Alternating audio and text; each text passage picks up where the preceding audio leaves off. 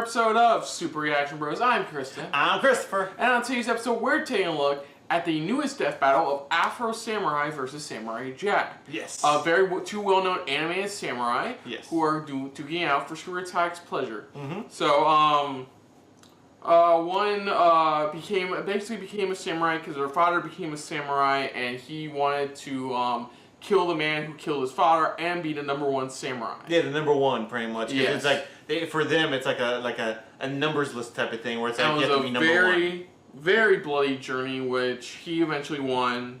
They kind of lost in the sequel, but then got it back. Yeah, exactly. And the animation was awesome. The music is awesome. All of that was awesome. That was cool. Voiced by Samuel L. Jackson. Oh, yeah. Then there's Samurai Jack, who is born with a legacy, be like a kind of a chosen one per se. Exactly. His father was one of the originals to take on Aku when he first was around. So his father, the gods his father worshipped, created a magical sword for him that will help him defeat Aku, which for the most part Aku was defeated. Yes. Until he came around again. And then his father sacrificed his life to make sure he would live. Yeah, exactly. And so they trained Jack. They trained him in all forms of stealth, combat. And it wasn't just learning how to use a sword. No, it was this combination of different other things. Even throughout the series, it's like each episode you kind of learn something new and different. Yeah, he even learned from the likes of like Robin Hood, pretty much. Yeah. Then eventually he gets down to finally getting the magic sword, defeat Aku, and just before he's able to defeat Aku, gets sent to the future, Aku's future of ruling the world, pretty much. And now he must not only find a way back home, but also find a way to stop Aku. Yes. Now, short disclaimer, we have not seen season 5 of Samurai Jack. We haven't seen the newest one they brought back. So. There's so many shows we're behind on. That's one. I heard it was very good. I heard it was a tiny bit split on the ending, but like, I heard it was good overall. Yeah. For the finale, and I kind of think Jack's gonna win. I think he was trained his entire life for this, and he wasn't just trained in the art of sword fighting. He was more trained in a little bit of everything. A little bit of everything, and we even see in the show throughout the first 4 seasons that he can adapt to things as well. Like a good example is the 4 archers. Yeah. Where he had to literally use all but his sense of sight to overcome them, and he did eventually. He's not won every battle. Yeah, of course. There's a couple he's actually lost. There's a couple where it just went, what the fuck? And there's been other times where he easily picked up on stuff, like when he was learning how to jump really high. Yeah. Because Aku kept on taking the time portal in this one episode and making a jagged way and couldn't reach it. So he learned from these natives how to jump high. Yeah, exactly. Like how to increase his skills overall. So increase his stamina, his skill, his agility. He could easily pick up on stuff overall. Yeah. He easily could adapt to situations. Like when the second episode of the Scotsman were doing those tournaments, he can't lift a rock. He figures, wait, how many stones do you weigh? The guy says it, and he proceeds to toss that guy instead. Pretty much, and with Afro Samurai, pretty much, I mean, he's a skilled fighter and everything. He's taken on a lot of like some pretty major players. Even like the main guy who killed his father is like has supernatural abilities in a way. Yeah, but he, just like Jack, he found a way to get through it and get to it pretty much. So yeah, it's gonna be interesting. Again, I'm still going for Samurai Jack. If it makes a good turnaround, if they have a good explanation, then we'll see. Yeah. But for now, let's dive right into this. This is the Samurai Jack versus Afro Samurai in death battle. So here we go. This episode is brought to you by Honey, the free shopping tool that automatically finds the best promo codes on the web, so you get the best prices for everything you buy online. You go to the site and look for the coupon codes. I'm using it right now. Nice. Look, I just saved $5 on pizza. I haven't used it, but I've tried it out. Browser today. It's free, just takes 2 clicks to install, and will save you money. Click the link below to add Honey to your browser for free. Or go to joinhoney.com/battle. That's joinhoney.com/battle.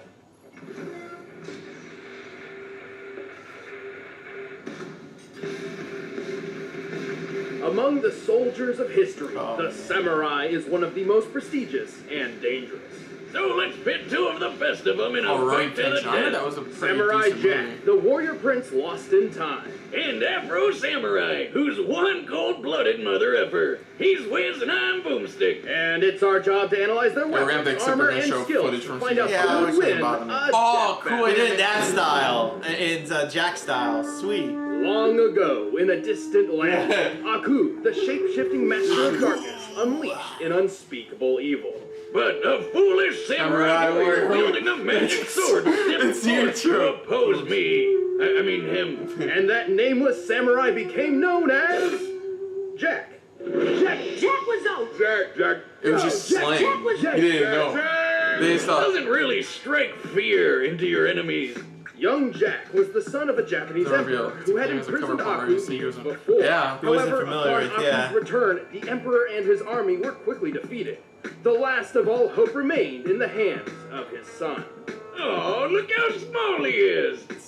Well, to prep for beating the snot out of him, he's traveled the world, training with the best of the best. Most notably, he he's gotta get back to the past. Staff fighting in Africa, wrestling from gladiators, axe throwing from a Russian boyar, combat from the Mongols, martial arts from Shaolin monks, and archery from freaking Robin Hood. You know, everyone's favorite talking fox. Ooh, da lolly. Wrong Robin Hood. That's your opinion. Jack's progress was exceptional. At just 8 years old, he defended a whole village from a band of marauders. Before he could even legally grab the good stuff. 17 years later, he was ready for the final boss. He just needed one more thing. His pajamas. No. His katana. Katana, pajama, tomato, Alfredo. It's all the same. Tomato, Alfredo. Before Jack could put his training to good use, Aku pulled a bitch move and zapped him hundreds of years into the future. What a waste. Just like when you spend 4 sleepless years struggling through college and then find out too late that nobody cares about your English major. Graduated from the school of evil science or something. Well, you still have to pick a major. Should have chosen a more practical one, Wiz, like mine. Anyway, even though he was trapped in the future, Jack stuck to his mission to get back to the past and take down Aku. And he had the right weapon for the job. See, Aku cannot be harmed by conventional means. Thus, a special blade was forged by gods from Norse, Egyptian, and Hindu pantheon. This mystic sword is nearly unbreakable and absolutely incorruptible. And boy, is Jack's katana an extremely effective weapon. It can absorb and redirect energy, including fire, vaporize beings of evil, and slice through nearly any substance, even adamantium. The Wolverine super metal? Why is that there?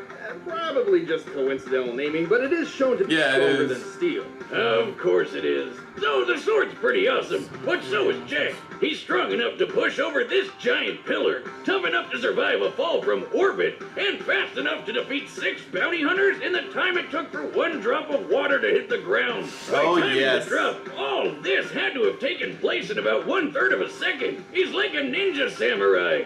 Ninja Mirai. Actually, he was trained in ninjutsu, which probably helped when he was forced to dodge beams of sunlight.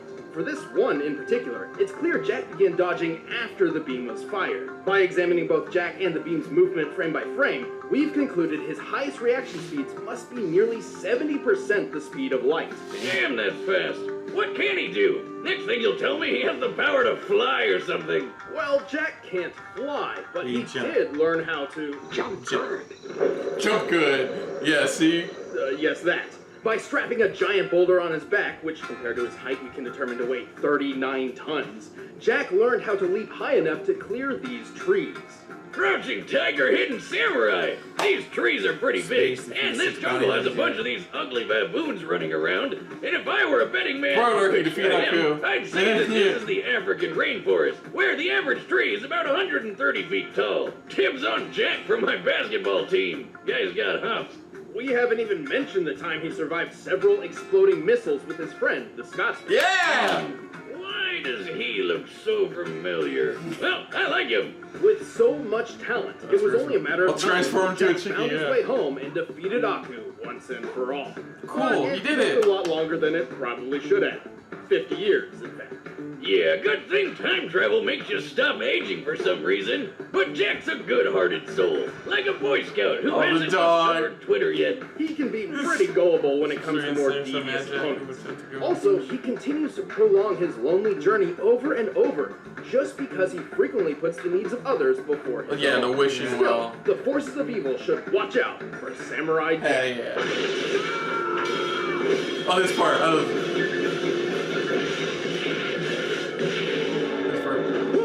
What's up? Who else wants up? It's the most vocal he gets in the series. The stories that surround here we the go. 2 sacred headbands are as many as the men who died in their pursuit. What's so special about some strips of head cloth? Legend says they were created by the gods, or they can grant the wearer supernatural powers. But in truth, the headbands only bring pain and loss. Such was the case with Afro Samurai. Yeah. Wait, did his parents really call him Afro? Talk about setting big expectations. Well, no, it's a nickname. But Again, even another if one they was did, unknown, You've his seen name. his dad? I think they knew what to expect. Damn, just look at it. Oh, and hey look, he's got the #1 headband. Here's how this works. The person who wears the #1 headband is said to rule the world, and the only person who can challenge the #1 is whoever possesses the #2. In contrast, anybody can challenge the owner of the #2 for the right to wear that headband, and thus gain the right to challenge So the he #1. has some experience So on the like, weapons. you just work your way up so that only one guy in the world can challenge you? So where do I get one of these headbands? Then no one will mess with me. Actually, the opposite would probably happen, which young Afro witnessed firsthand when some freak named Justice showed up with the #2 Voiced by Ron Perlman. and killed his father right in I front of believe him. so. Why does this always happen? You know, I always thought parenting was the hardest thing about being a dad, but at this point, I think it's just actually staying alive if your kid's ever going to do anything great. Or just sticking around for them. Despite knowing that he was effectively creating a future challenger, Justice left Afro alone to mourn his loss. So, of course, Afro swore revenge and started learning swordsmanship under a swordmaster named Swordmaster. Who the hell are these people? Through Swordmaster Who the hell training names of these sword people? mastery, Afro learned the traditional samurai fighting styles of Kenjutsu and Kendo. Kenjutsu is all about how to kill an opponent as fast as possible, while Kendo is more about discipline and being zen and stuff.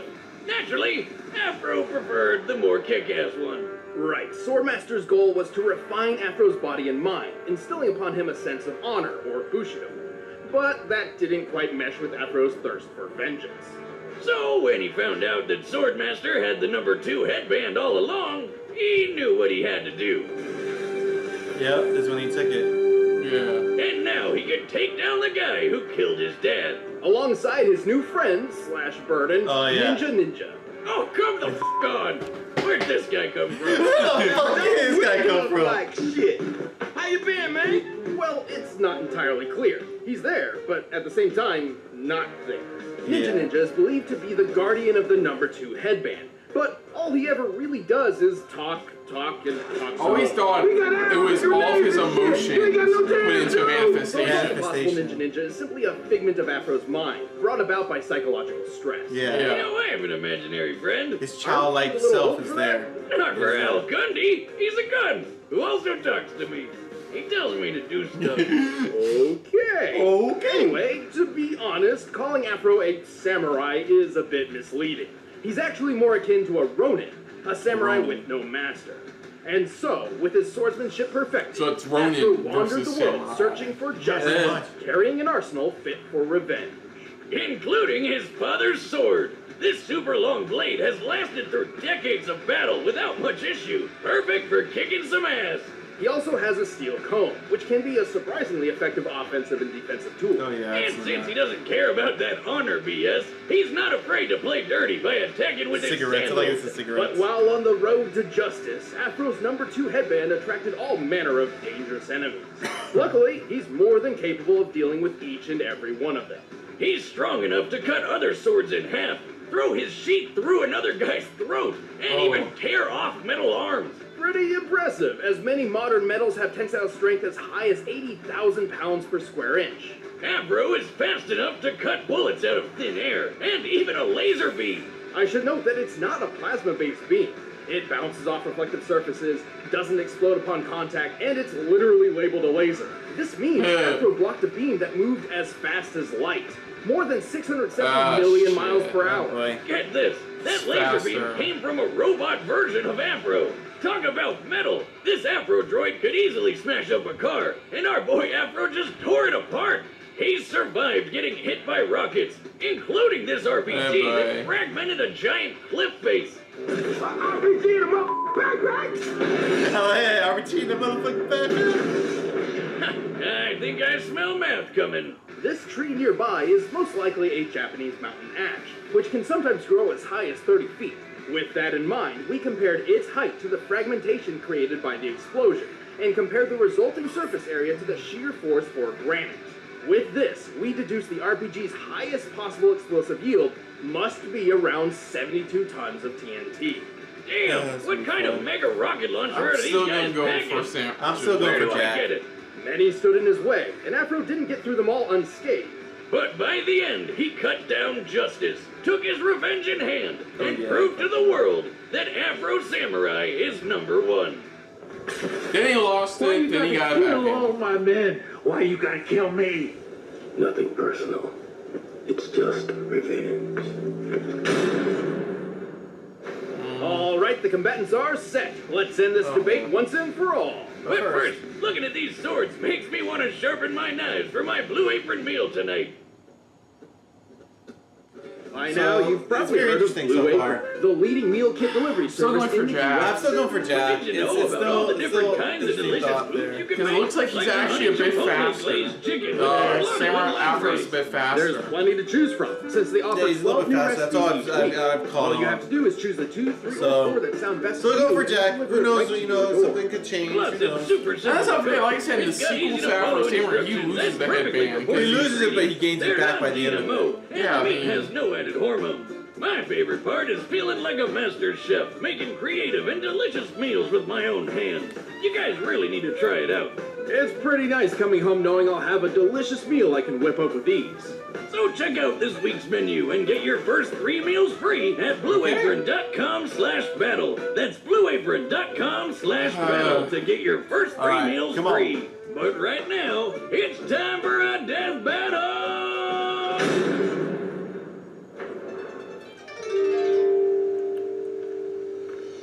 I like this. I still like the animation style.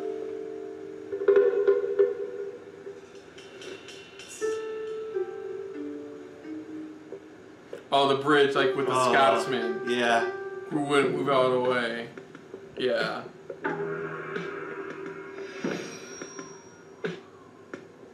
Your sword smells of blood. So does yours. Point. Okay, let's go with that.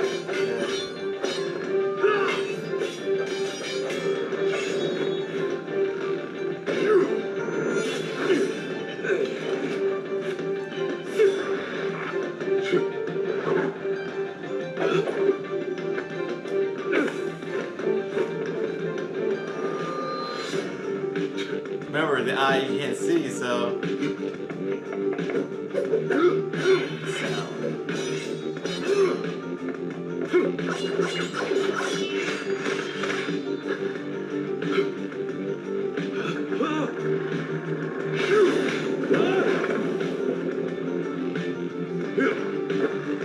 Oh, nice.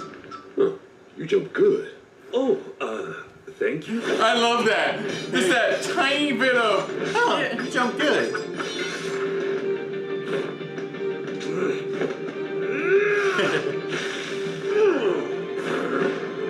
Oh, yeah, they have their shirts off.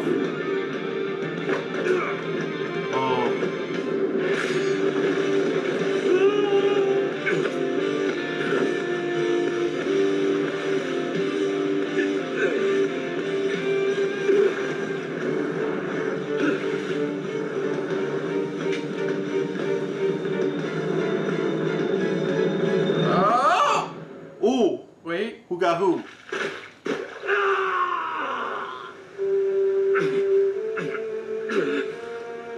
Oh!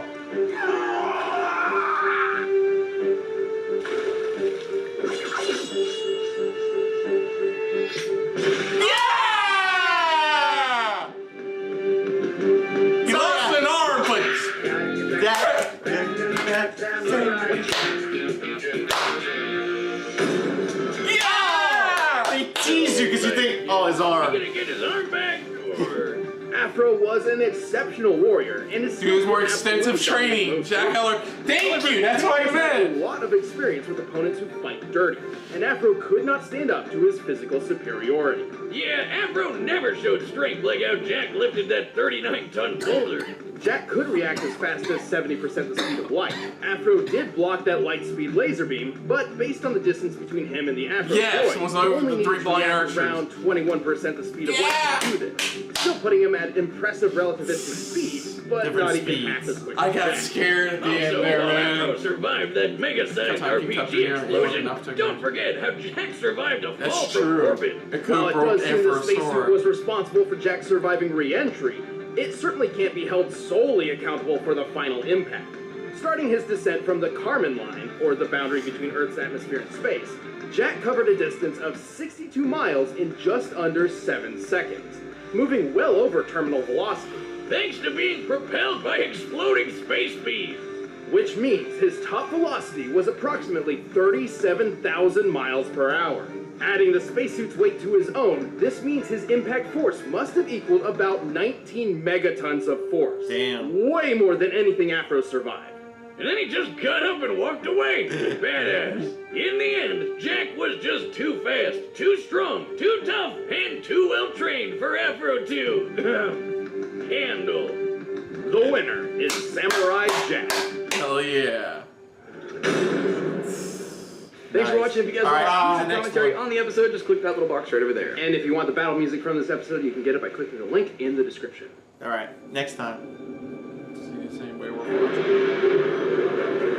Venom. Oh, I think Wait. Carnage. Carnage versus who? Oh, the chick from Elfenlied! Holy shit! Lucy from Elfenlied. Okay, I'll explain in a bit. I think just Scarlet Witch times 1,000 psychotic. Okay. So she's a psychotic. Like there's times in the anime she's normal, but when she's not, she's that. She literally right there ripped the heads off somebody. Interesting. She ripped people apart using her fucking mind. Damn. Versus Carnage. So. I like that. Versus Carnage. But back to Jack. Back to this. I called it pretty much. Jack Experience. had more experience in different forms of combat, pretty much. Thank you, Kenny Karakovsky, for making that abundantly clear in your intro for this show. Exactly. For that show. Because he would have lost if they weren't exact in everything. And they show he was trained in everything. Yeah, he was trained in He everything. lost an arm, but fuck it, he's lost more. I guess that's a spoiler for season 5.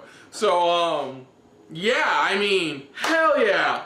I got worried when they talking about how fast Afro was in comparison, but it came down to skill, and I was so happy for Afro. Oh yeah, same here. I mean, I was a little bit worried too when they were talking more about Afro and all the things, but like I said, it's just it took more skill than it was than what you learn and things like that. I love the quick tease at the end when they pretty much you think that it's like, oh fuck, he lost his arm, but then you see Afro, he lost both his arms. That's when you're like, oh fuck yes. So I mean, I think anybody who can survive a fall from outer space could take on somebody like Afro. Yeah. So we're really happy if it wasn't obvious. So. We still love Afro, but for the battle, we were going for Jack all the way. So yeah, we'll do the next death battle. I'll show him. There's an anime reviewer who sums up the show good enough about Elfenlied, and you already know who Carnage is. So I'll send you that later. We'll definitely be checking out Carnage versus what was her name again? Lucy, pretty much. So other than that, if you're new to the channel, you can hit the like button. If you want to talk more about stuff like this, comment down below. If you want to share us around, share it around. And if you like just a little bit more than anybody else when it comes to death battles, hit the subscribe button down below and hit that bell icon as well. Let us know what you guys thought of this death battle overall. Were you expecting Afro to win, or you on our side going for Jack? Who are you rooting for? Do you think it should have gone a different way, or let us know in the comments below pretty much how you think it should have gone. Especially if it was the person that you wanted to win. Yeah. Let us know in the comments below what you thought of our reaction overall. But most importantly, thank you for watching. So until next time, I'm Chris. I'm Christopher. And this has been a very samurai-filled episode of SRB. See ya. Later. Hey guys, thanks for watching. If you want to check out our previous reactions, as well as our other shows, click the playlist down below. And if you want to check us out in the social universe, you can check us out on Twitter, as well as Stardust, @SuperReactBros.